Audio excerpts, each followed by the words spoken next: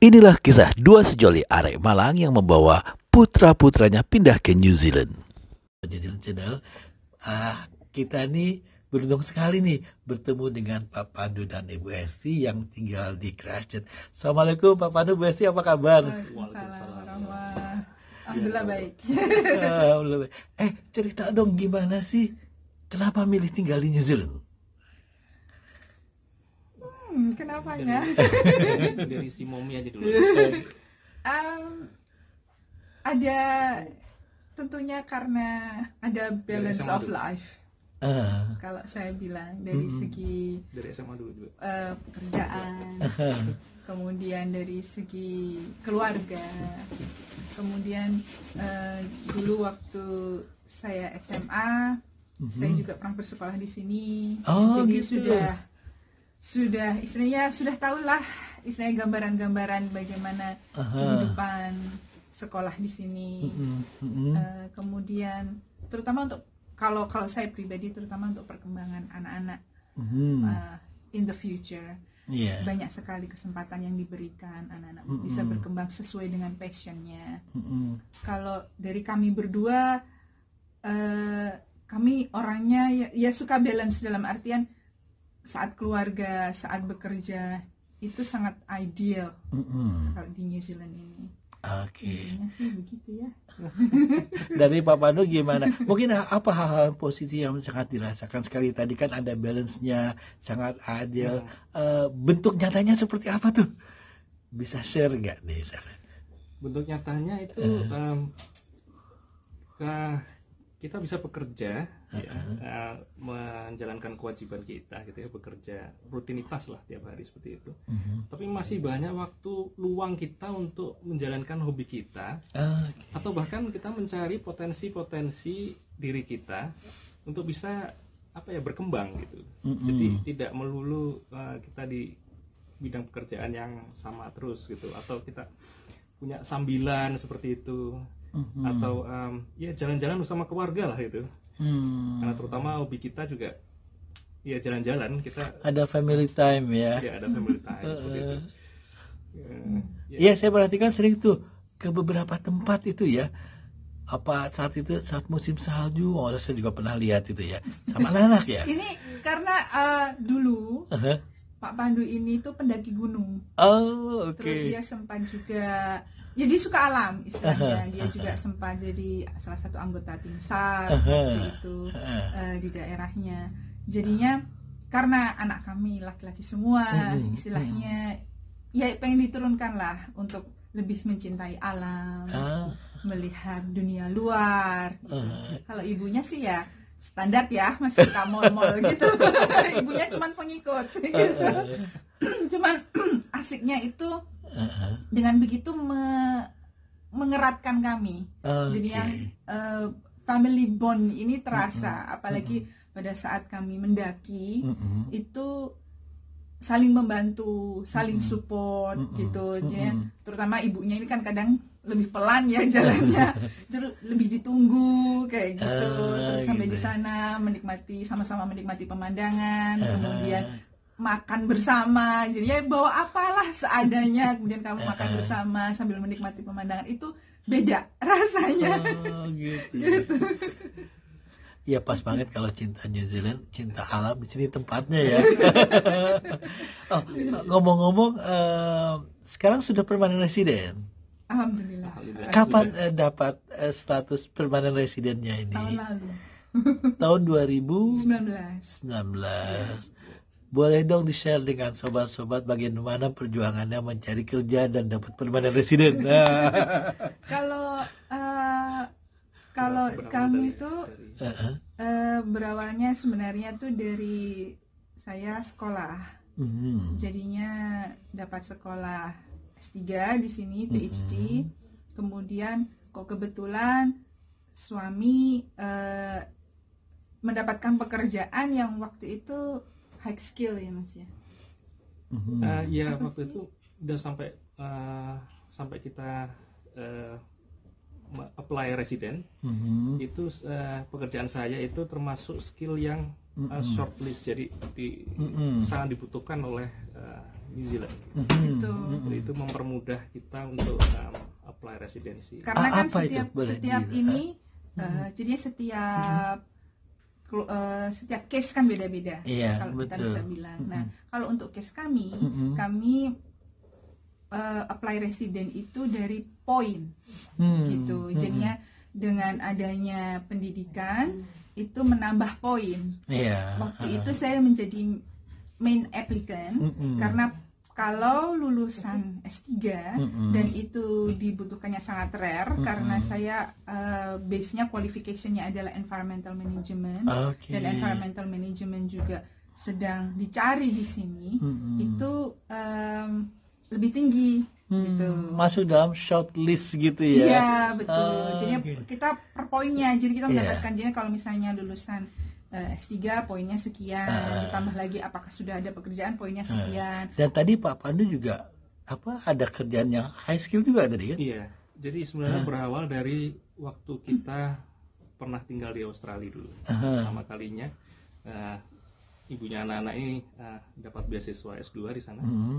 Dan background saya sebenarnya dosen otomotif di PEDC Malang. Dan ya saya memilih kerja di bidang otomotif di Australia. Terus kemudian saya juga ada sambilan juga kerja di party hire. Jadi mereka menyewakan perlengkapan untuk pesta gitu, atau acara-acara itu. Nah, dari situ saya dapat dapat training juga itu di bidang kelistrikan karena ada benda-benda yang elektrik gitu yang disewakan juga gitu. Terus kemudian forklift itu saya dapat di Australia juga.